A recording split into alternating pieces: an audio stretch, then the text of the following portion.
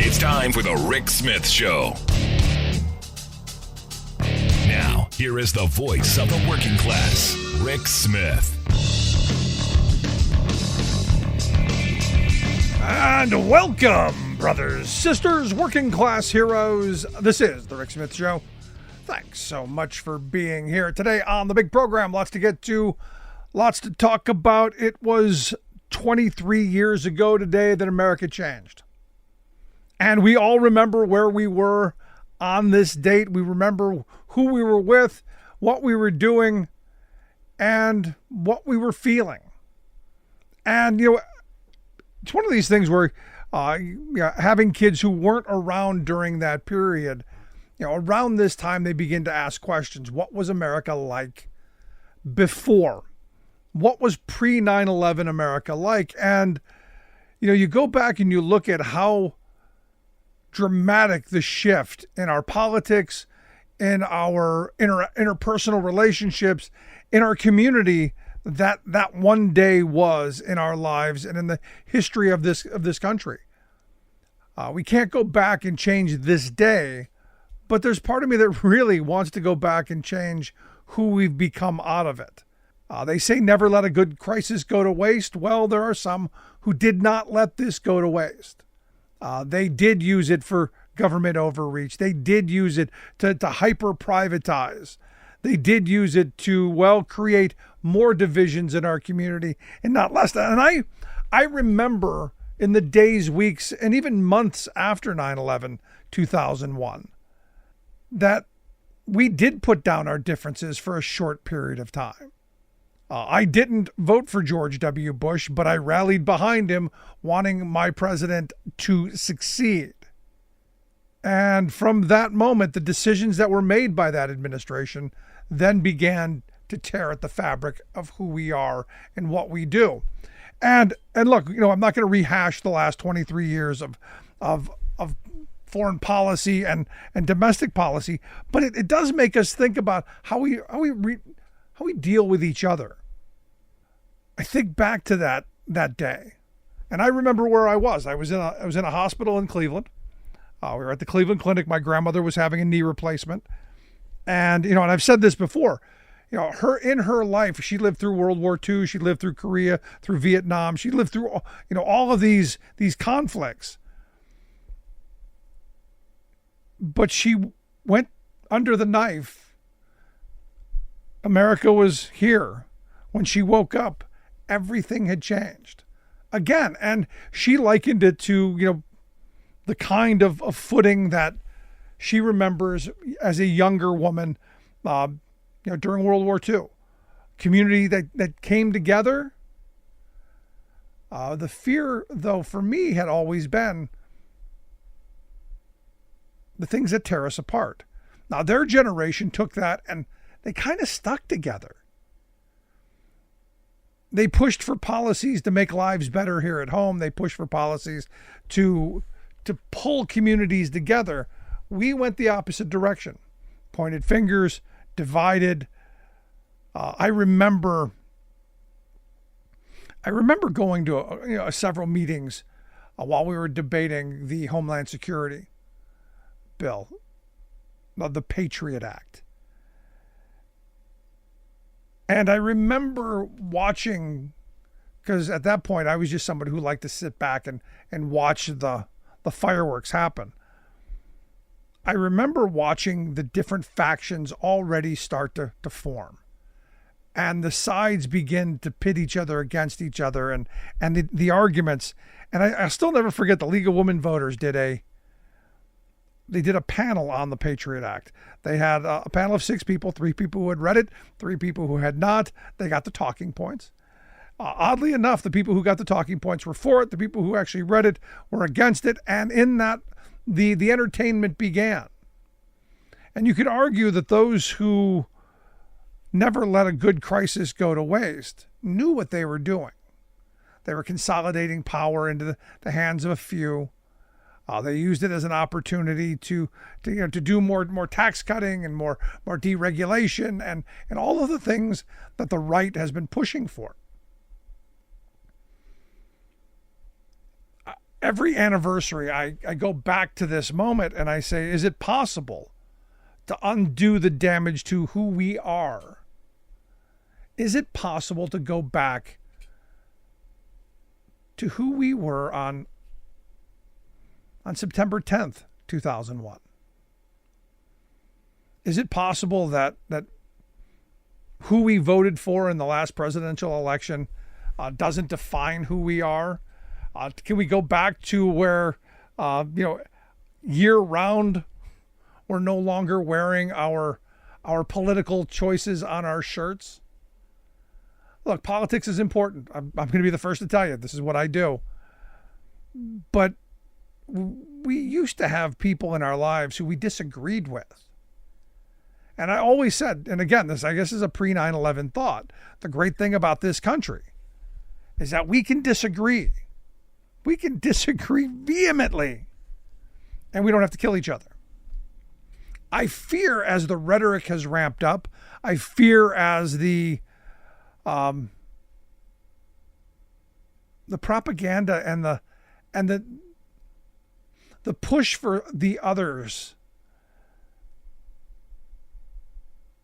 as that continues, that we pull back a little bit. And look, I look at Donald Trump as a clear and present danger to our democracy, to the future of this country, because he has shown us who he has been. And that comes out of who we put at the front of this stuff. And what's interesting to me is that when I talk to my red hat friends, they view Kamala Harris in the same light,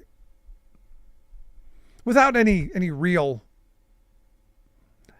She didn't have a January 6th. She didn't say she can shoot someone on Fifth Avenue. She didn't go out in her rallies and say, beat the what out of that person. She's not the one out there stoking violence, and this is where our politicians used to be the best of us, or at least pretend to be. At least the show was civility and decency. At least that was, when you said, do you want your child to grow up to be, governor? Yeah, everyone, when I was a kid, wanted their child to grow up to be someone respected and esteemed. But what we've done in this country to our institutions, I don't know is repairable. I hope it is. Because we've got big problems ahead. And if we're unable to solve them, my kids and their kids are going to suffer. Now, my youngest daughter is applying to a program at school called Model UN. And she had to write a paper on, why she wants to be part of this. And I got to tell you, I'm proud as I can be of what she wrote. Because she talked about, using institutions to solve big problems, to work across borders, and to listen to each other. And not just hear the words, but understand the culture and understand the differences and take those seriously into account. That the only way forward is through cooperation, coordination, and communication. The only way forward is through compassion, empathy, and action. And as I was reading her paper, my mind went to this place of, yeah, I would like to go back to this. I would like to go back to a time where, as a country, we believed we could do big things and we could use our government to do those big things that we individually cannot do. That collectively we can solve problems. Collectively, we can find a way forward as opposed to simply being divided. Because right now our government's broken. There is a faction in our government hell-bent on ensuring that nothing happens. Nothing gets done. No solutions to problems, because the problems are more important. Because that's how they get elected. That's how they get campaign money.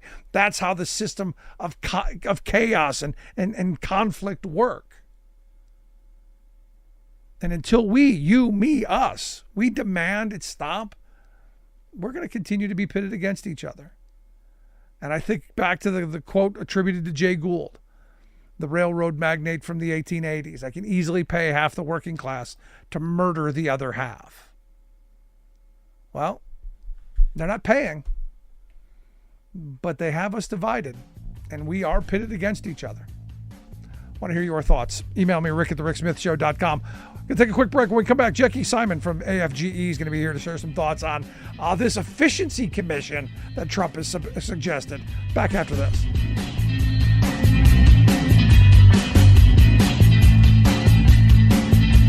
We are AFGE, the American Federation of Government Employees. We represent 700,000 federal and D.C. government workers who are the vital threads of the fabric of American life. We support our nation's military. We take care of our nation's veterans. We protect our nation's borders. We respond to our nation's crises and natural disasters. We provide services to our nation's seniors. The American Federation of Government Employees. We work for America. We are AFGE, the American Federation of Government Employees. We represent 700,000 federal and D.C. government workers who are the vital threads of the fabric of American life. We support our nation's military. We take care of our nation's veterans. We protect our nation's borders. We respond to our nation's crises and natural disasters. We provide services to our nation's seniors. The American Federation of Government Employees. We work for America.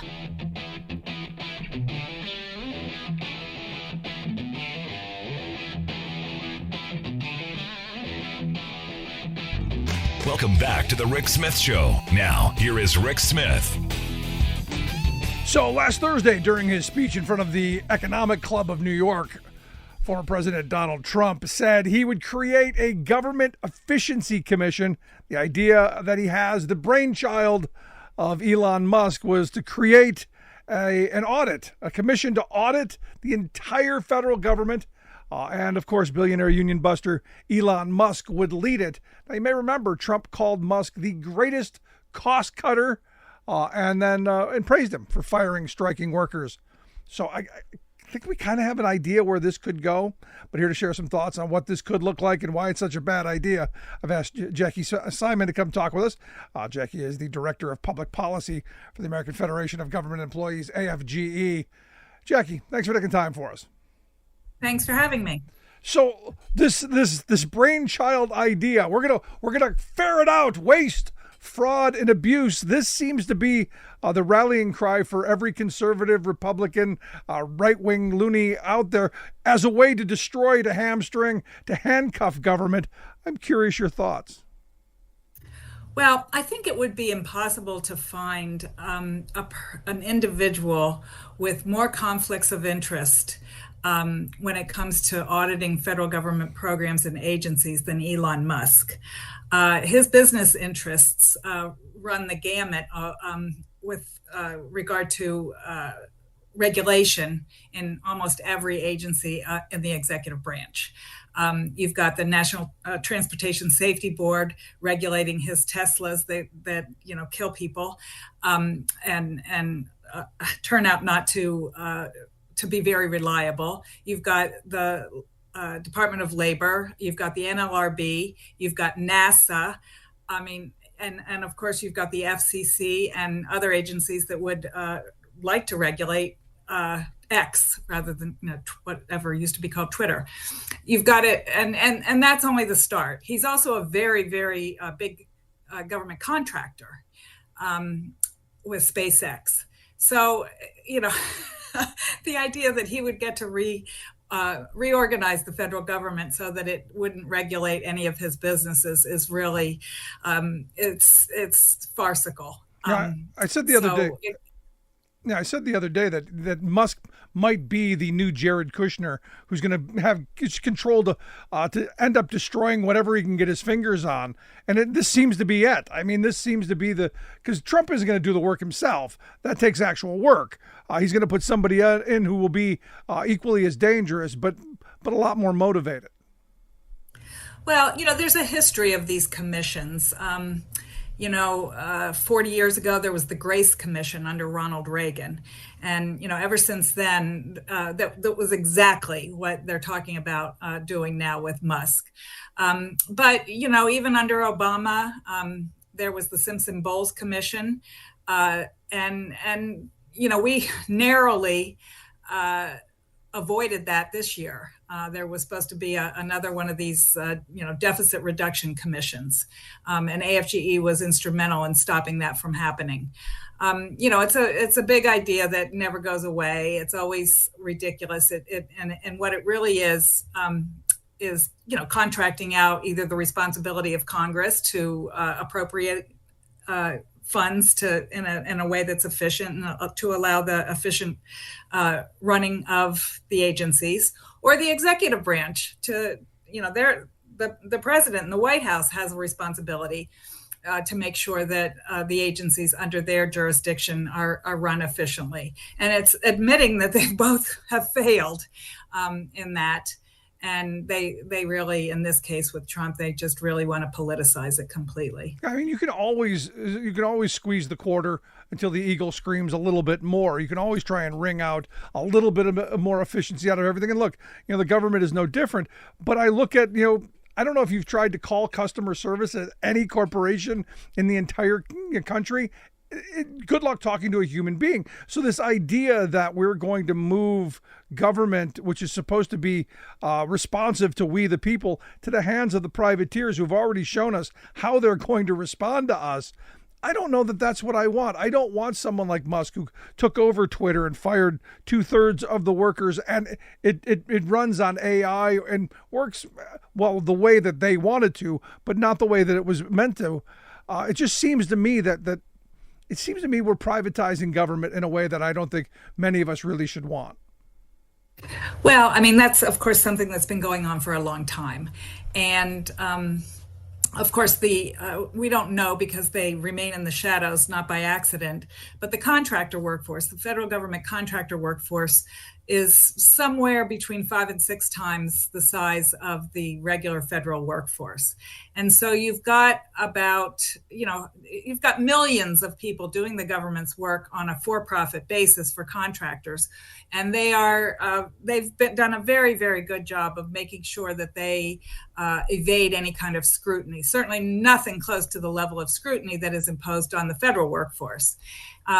But there's not an agency in government that doesn't have a very large portion and growing portion of its work performed by private sector contractors. So maybe a commission to look into that? that I could buy into. I mean, because ultimately, anything that comes out of Trump's mouth, I view in a skeptical light. This is someone who has told us that he wants to fire all the federal workers and replace them with good patronage hires. We've all seen what the wording of Project 2025. Let me ask you, how does this play into that Project 2025? Does this align with what is in the pages of that document that Trump claims he knows nothing about? Of course.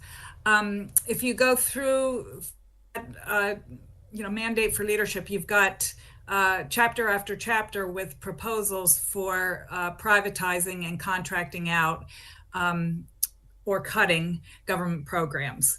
But, you can politicize in various ways. One of the ways that Project 2025 would do that is to move the operations of several agencies to the states, block grants, and let the states do whatever they want, just like with abortion.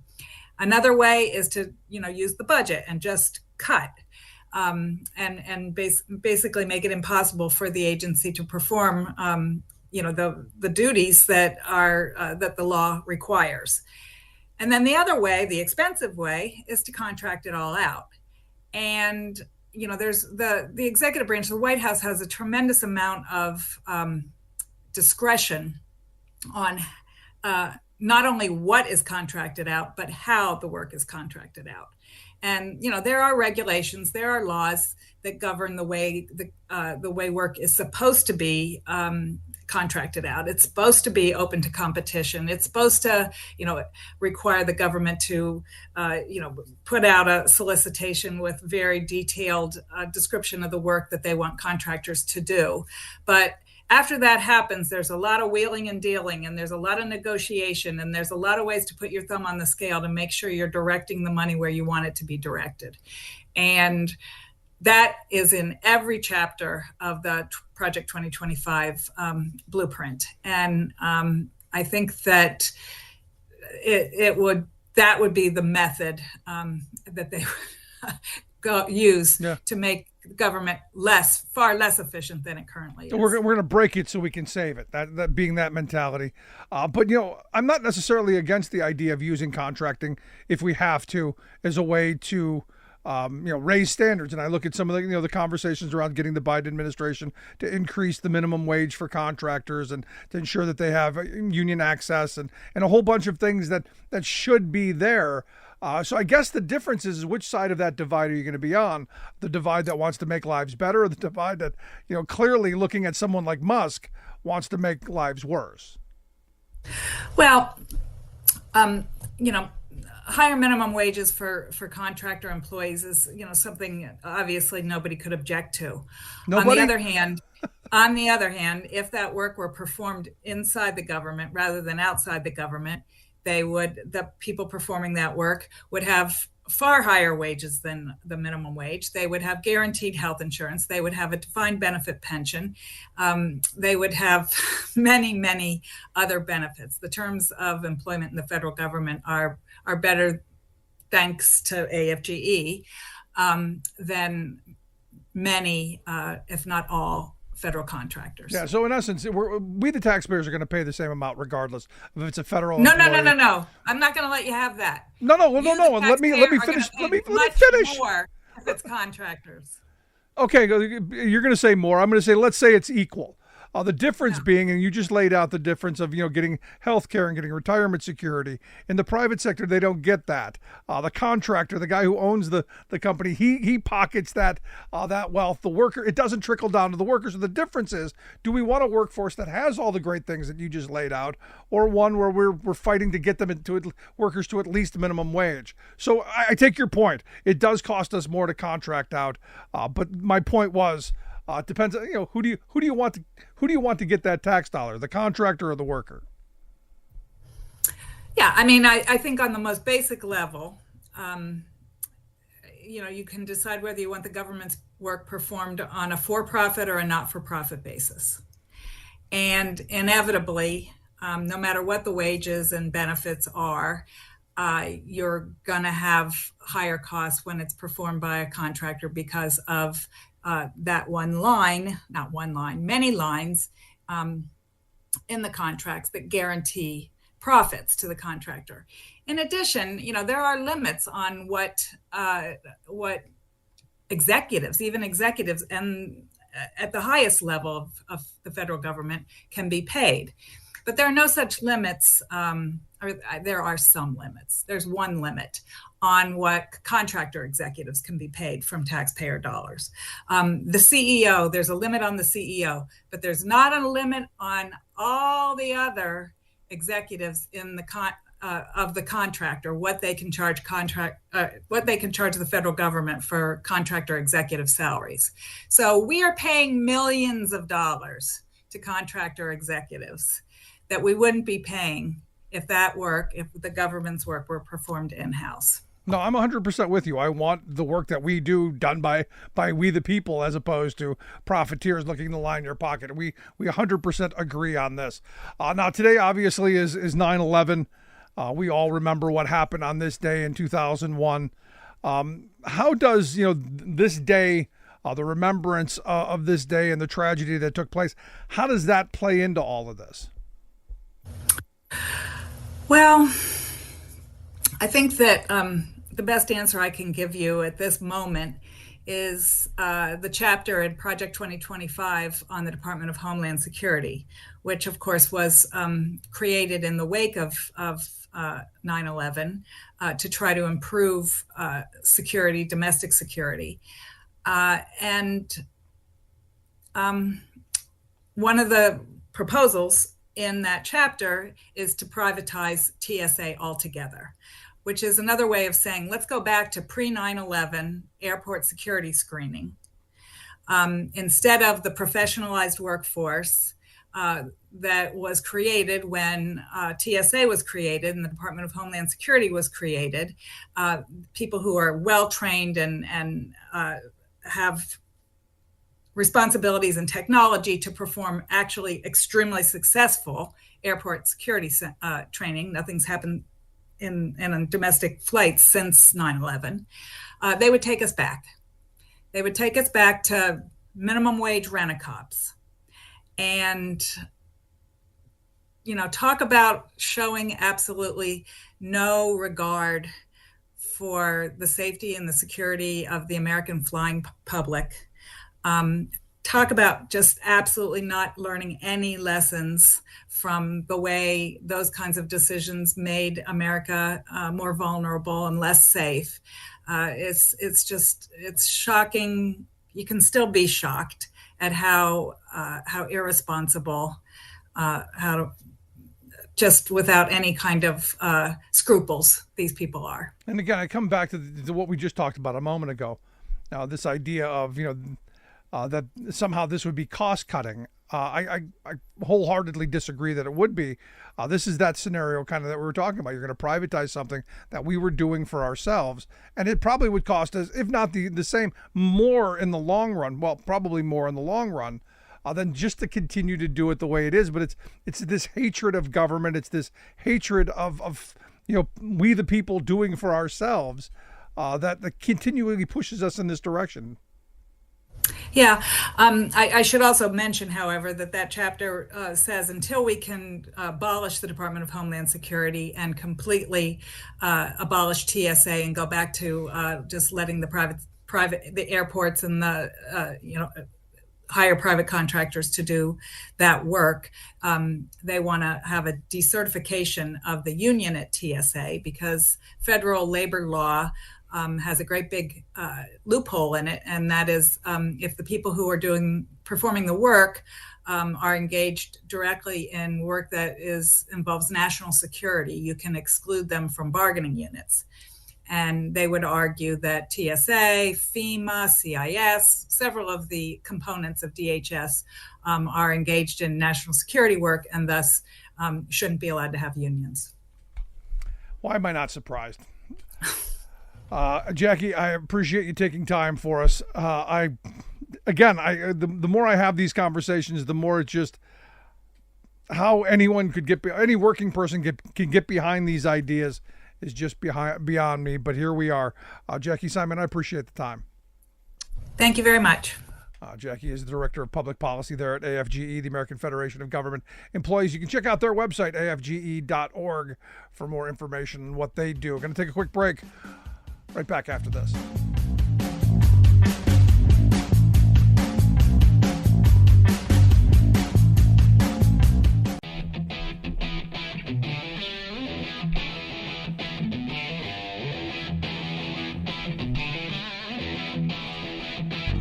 Welcome back to the Rick Smith Show. Now, here is Rick Smith.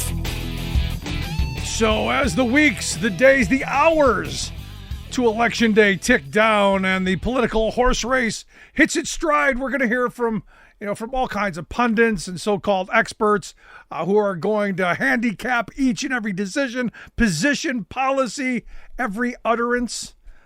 So it's easy to focus on the minutia of the day without seeing the bigger picture. Too often we're focused on the elephants behind instead of, seeing the entire elephant. And that's why my next guest's new book is so important. Out now to help us see the entire political field, maybe a view from 50,000 feet. Bob Kramer is a longtime political organizer, strategist, co-founder of Democracy Partners, and the author of this newly released must-read political how-to book, Nuts and Bolts, The Formula for Progressive Electoral Success. Bob, thanks for taking time for us. Good to be here with you, Rick. So great book, as I said, the view from 50,000 feet, and perfect timing coming out of the convention, because this convention, tons of energy, tons of, just great messaging. And I was saying, coming out of this, what's that going to look like? Walk me through what you see should be coming out of the convention and where we go in the days up to the election. Well, Vince Lombardi, the great Green Bay Packer coach, He used to start each season with this great team by picking up a football and saying, "Gentlemen, this is a football." He was focused on the fundamentals and executing. And I think that's where we got to be, executing the fundamentals of both political communication and great organizing. Fundamentally, I think this is a turnout election. We got to mobilize our people. Right. And make sure they go to the polls, because there are more of us than there are of them if we all go to vote. This book elaborates a number of different kind of fundamentals. There are a couple of them that I think are particularly germane now. The first and foremost, when it comes to political communication, comes from the poet Maya Angelou, who said, "I've learned that people will forget what you said, people will forget what you did, but people will never forget how you made them feel." And that, it seems to me, is the crux of what we've got to do. People have got to feel, on the one hand, that our candidates are on their side, and on the other hand, feel inspired. And, an inspiration means something really specific. It means you feel like you're part of something bigger than yourself, right? But that you yourself can play a significant role in achieving the bigger goal. Yeah, which is why I've been saying, one of the things I hope the Harris campaign does is to reach for ideas and policies that are aspirational, that are bigger than just this moment. The idea of, creating a world that's worthy of being handed off to the next generation, being part of that. And I think she, to a small extent, has done some of that. There's a long way to go, but let me ask you, right path, wrong path? Well, I think they're moving down the right path. A new way forward is her new slogan. And that focuses on the economic issues that will help people afford their lives. And that says to people, I'm on your side, but also says, she's saying it is, we got to do this together. Yeah. And that's so critical to this feeling of inspiration. And of course, building an army is also enormously important. And she inherited a structure at the Biden campaign, had built over months, that was ready to absorb this massive influx of volunteers that happened when she became the candidate. And that's very exciting, because building armies is viral. It spreads, No, look, enthusiasm builds on enthusiasm. No, it's great. And that convention showed it.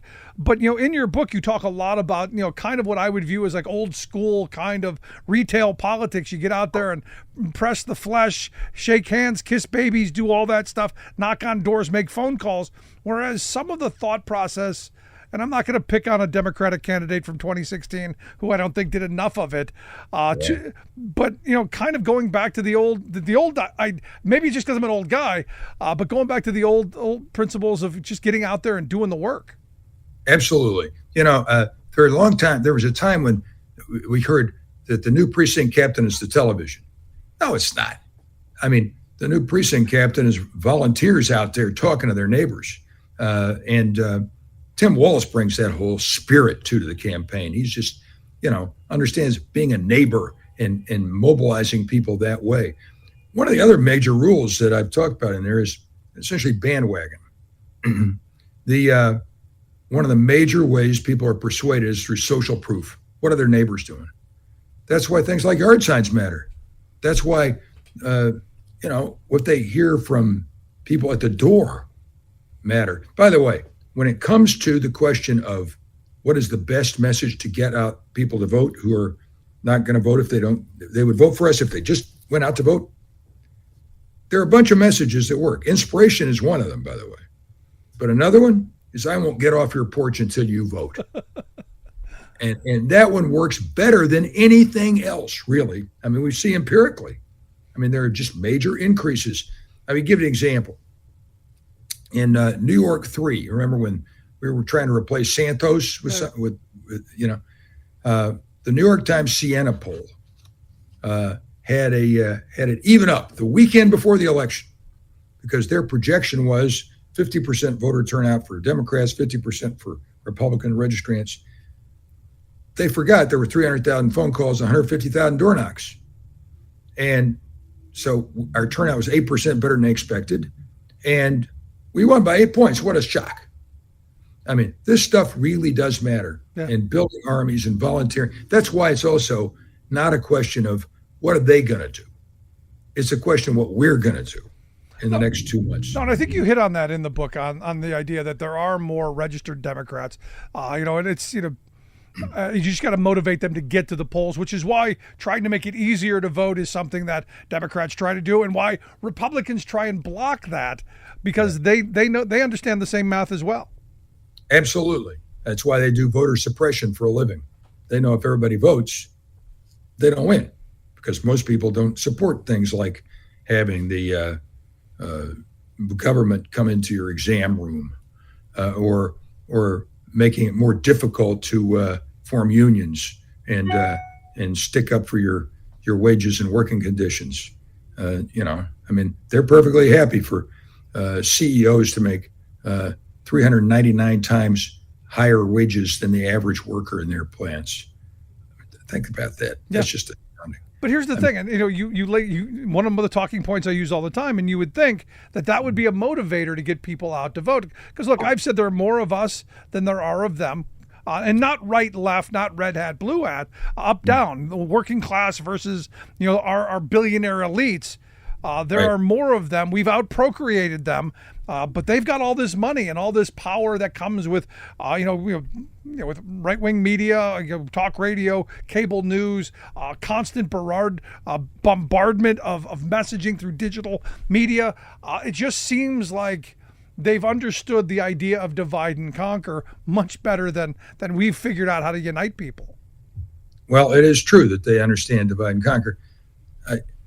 Part of this has to do with the narrative, though.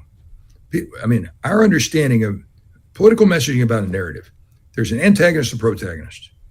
And the antagonist in our narrative needs to be the real people who we're being antagonistic to, the billionaires and big corporations, not another group of people. And I think the Harris-Walz campaign is beginning to really get that. And people who are a lot of people in these factory towns that had their cities denuded of jobs by NAFTA and so on, that appeals to them too. Making rich people pay their fair share, and making sure that people are empowered to form unions and raise their wages, and end crazy gap. And this is why I thought Joe Biden had a really great message. I thought Biden had a good message. In 2022, we did a tour through a number of states through the Midwest. And we went to places that used to have factories that used to create good jobs for the community and used to provide the bedrock of Main Street. And those are gone. Now, a lot of those places, the biggest employers, the drug treatment center, or the dollar store, or something like that, instead of those high wage jobs that created a local economy. I look at Biden's investment in infrastructure and reshoring manufacturing as the great narrative of making those places the places that are going to be. And again, back to the idea of aspirational. The sad reality is I just didn't think he could deliver the punchline. Is this something you think Harris and Walz will pick up on? Because I haven't seen it as much as I would like. I'm curious your thought. I hope so. I think as you say, the people are ready for that. But we can't just talk about what we did. We got to talk about, like you say, what we're going to do, because there's still a lot of people who have a hard time paying for their lives. And I think she's focused on that. Her new kind of framing, a new way forward, helps that. Not only do we have to convince people that the country is on a knife's edge and we could veer toward fascism and authoritarianism, we lose, but if we have a trifecta, if we win the House, the Senate, and the presidency, we could have the most progressive period in modern American history next year, 2025. We could pass all this legislation that affects people's jobs. We could pass, double down on infrastructure. We could pass gun violence legislation that really helps address this horrible gun violence epidemic we have. We could, raise Social Security and not cut it. We do all those things if we win like that next year. Well, we can do the things that, as I say, government is to do the things collectively that we can't do individually. like educate a populace, like make sure that people have health security, have some bit of retirement security.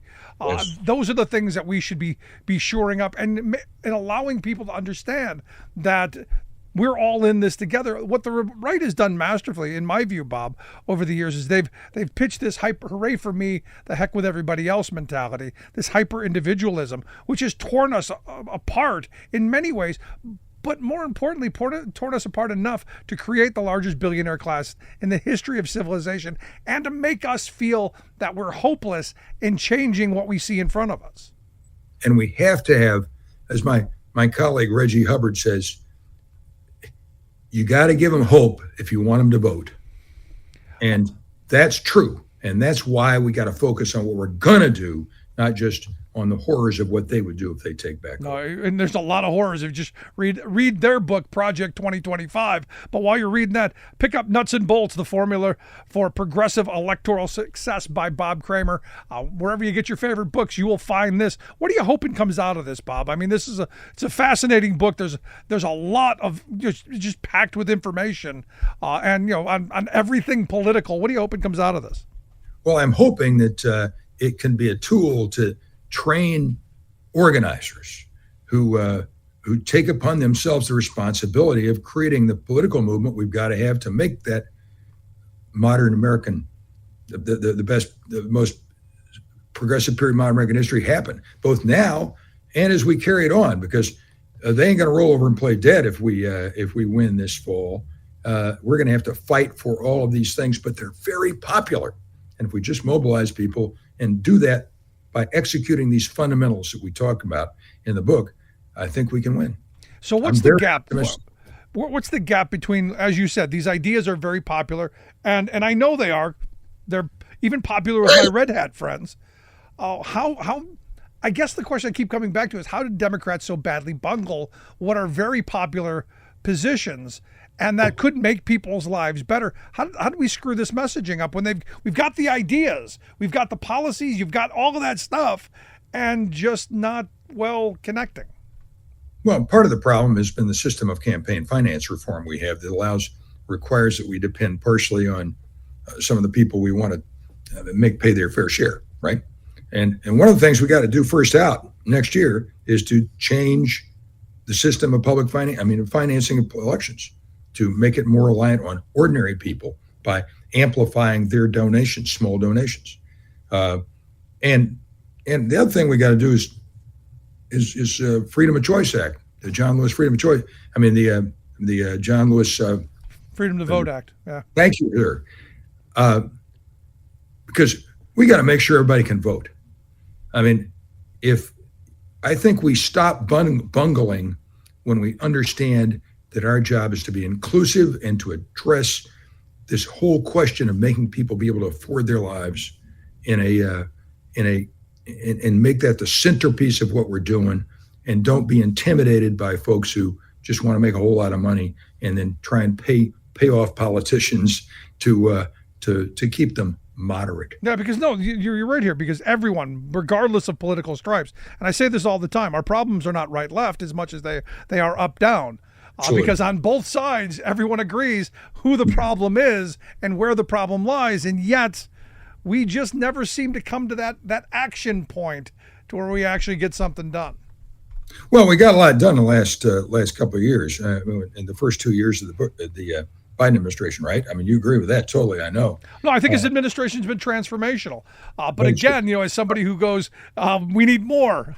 Yes. We got a 1% tax on stock buybacks. I'm like, we should be outlawing those entirely. But I guess 1% is a step to getting where I would like to be. Well, and as long as we have three families who control as much wealth as the bottom 50% of the population, that's outrageous.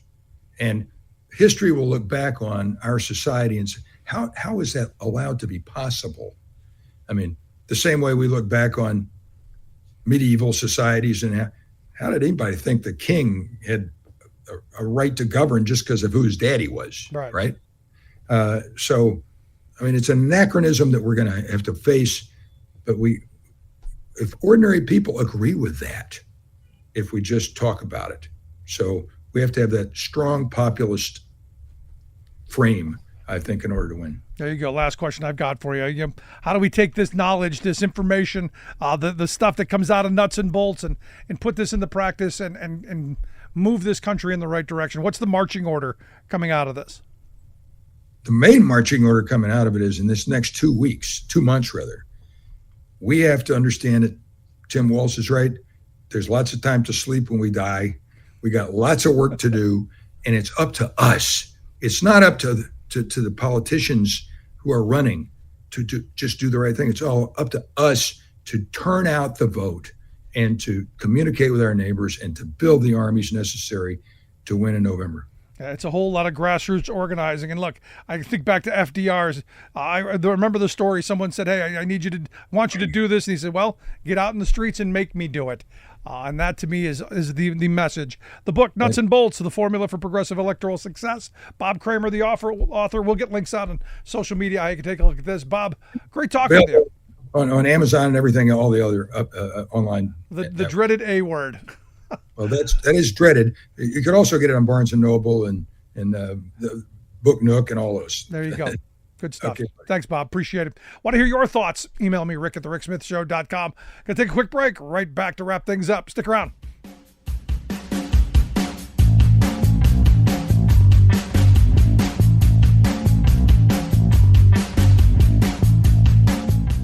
I'm Rick Smith, and this is Labor History in 2. On this day in labor history, the year was 1851. That was the day that a Maryland planter named Edward Gorsuch was killed in Christiana, Pennsylvania. Gorsuch had come to Pennsylvania to try and recapture 3 black men that had escaped from slavery on his farm outside of Baltimore 2 years earlier. A year after the men escaped, Congress passed the Fugitive Slave Act. This penalized helping those who had escaped slavery with a $1,000 fine and up to 6 months in jail. Emboldened by the law, slave catchers chased those who had made the journey to freedom in the North. Gorsuch received news that the men he was looking for were in Lancaster County, Pennsylvania. 2 of the escaped slaves were at the farm of William Parker, a black man who had also escaped slavery in Maryland. Located just north of the Mason-Dixon line, Lancaster had a well-established underground railroad network. An armed black self-defense group had developed to stand against the slave catchers. Gorsuch and his son gathered a group of men and headed north. At the Parker farm, they were confronted by a group of at least 50 black men armed with guns and pitchforks. Gorsuch refused to leave, and a gun battle erupted.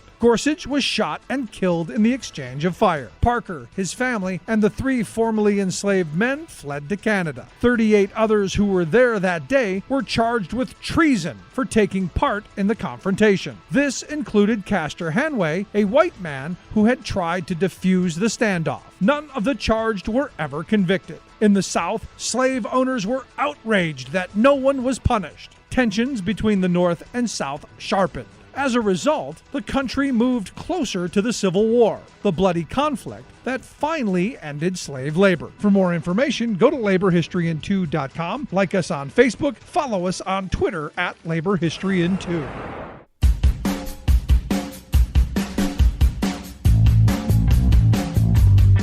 Welcome back to The Rick Smith Show. Check out our website, thericksmithshow.com. And look, I think Bob Kramer's spot on.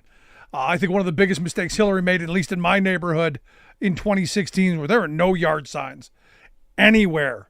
There were more Hillary for prison signs in my neighborhood than Hillary for president signs. And that was a strategic choice. And I think Bob's right. You got to get out there and do that messaging. The one thing the right has done masterfully, really masterfully, one thing Trump has done masterfully is this idea of merchandising. You got people literally wearing made up pictures of him like Rambo on their chest.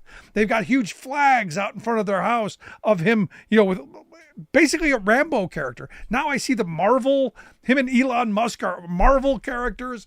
They have done a masterful job of creating a cult-like, godlike figure out of Trump and then plastering it everywhere for people to see. And the weird thing is now this love affair that he's got with Musk, praising him for firing striking workers, now going to make him the efficiency czar.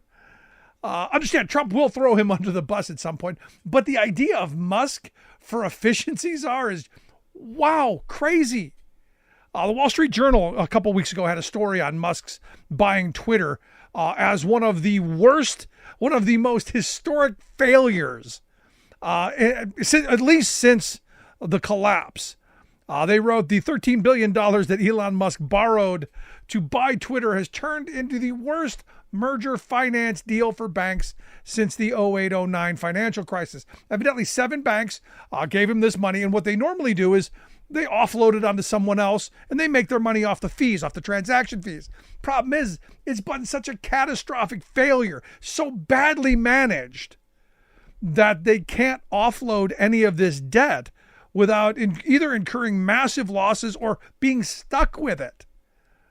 And as they point out in the article, the $44 billion acquisition, the loan soured and they continue to underperform. And that's by design. You're going to destroy it, but you're going to destroy it in a way that only they get their message out. And look, Musk didn't buy Twitter to make it a great company or to make profit. He bought it to destroy what had been something of the left's attempt to reach people. You know, the digital yard sign, if you will. That's why. Because, you know, everyone, even the right was saying, you know, this is where the left gets all their information. We have to destroy that. And they have done it. Congratulations. They completely destroyed it. And look, this is what the right does. They quash what you'll see out of any sanity. And then they do weird things. Understand, they dominate talk radio. They dominate cable news because billionaires have been funding it for years. We find out there's some Russian money, and we've known that for a while too. And look, we're going to find out a whole lot more as the days, weeks, and months come along on who funds these right-wing message machines. But I find it ironic, and a listener sent me this tweet of this person who was on OAN, and I got to play the video clip because it's this is the most North Korea thing I think that I've ever seen. This is like the most North Korea propaganda news that you're ever going to see. Here is OAN. He started a movement. Now he has a book to look back on the movement so far. It's called Save America, and it's a beautiful photographic documentary of Trump's presidency and beyond. The striking images show Trump combating the China virus, fighting terrorism, creating jobs, securing the border, unleashing American energy, revitalizing patriotism, and restoring the American spirit. It shows Trump defending our values, our families, our traditions, and our freedom. And it says that if elected to a second term, the best is yet to come. On the very first page is the 45th president's mugshot. Printed on it in his handwriting, it says, "Never give up, never surrender." This is the main message of these pictures that will assault your eye to ensure that you understand that what he always says is true. In the end, they're not coming after him. They're coming after you. He's just standing in their way. Wow. I mean, really, wow. I didn't come up with this. Wow, that's news. Evidently, that's news. Assault your eyes. No, what assaults my eyes is the fact that we have a media, people posing to be news, hawking books. That's what that was. That was hey, he has this new book. Just like he's got new shoes. Hey, he's got steaks. Hey, he's got, you name the merchandising gimmick. It's really incredible how the entire system is about fleecing the flock for one guy. When did the Republican Party completely become a cult? Now, I'm not sure I was allowed to play that clip or not, but I got to tell you, that's scary stuff. This is the kind of media propaganda that you get in North Korea or Russia. Or China. I mean, this is frightening. that's the punchline. Well, he's always right. They're coming. They're coming for us through him. No. We didn't break any crimes. We didn't break any laws. We didn't do it. He did. I want to hear your thoughts. I mean, seriously, it's really, this is a moment. This is a pivotal moment of the classic, which side are we on? And how do we save this country from the disaster that is, well, that. Miss any portion of the program, make sure you grab the podcast. Wherever you get your favorite podcast, you'll find ours. Freespeech.org, the website to check out the video. And as always, thanks so much for being here. We'll see you back here next time. You've been listening to The Rick Smith Show. Email Rick at rick@thericksmithshow.com. Until next time, this has been The Rick Smith Show, where working people come to talk. Thanks for tuning in to The Rick Smith Show. Be sure to follow us on Twitter at Rick Smith Show, like us on Facebook, Instagram, and subscribe to our YouTube channel. You can find all that and much more at thericksmithshow.com.